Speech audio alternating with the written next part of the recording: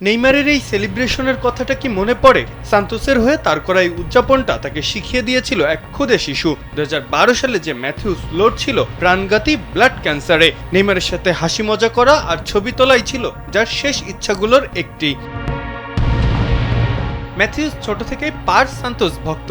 নেইমারকে কাছে পেয়ে ছোট্ট এই ভক্তের সে কি উচ্ছ্বাস। তবে দীর্ঘ এক যুগ পর আবারও কেন সেই আলোচনা? মূলত মিরাক্কেল ঘটিয়েছেন ম্যাথিউস। বুধবার তাকে নিয়ে এক ভিডিও বার্তা পোস্ট করেছে ব্রাজিলের ঐতিহ্যবাহী এই ক্লাবটি। ম্যাথিউস এখনও বেঁচে আছেন এবং মনে প্রাণ দিয়ে সমর্থন করে যাচ্ছেন সান্তোস ও নেইমারকে। তাই তো তার সাথে দেখা করতে ছুটে আসেন স্বয়ং নেইমার। স্যান্ডেলিনা সো, রূপচর্চায় আভিজাত্য।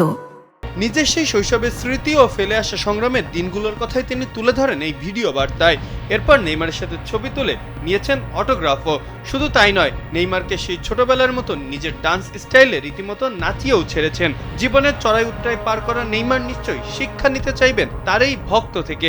আরও একবার ফিরে আসতে চাইবেন সব বাধা প্রতিকূলতা ডিঙিয়ে পুরনো সেই ভয়ঙ্কর রূপে। মাহফুজা আহমেদ, কালবেলা।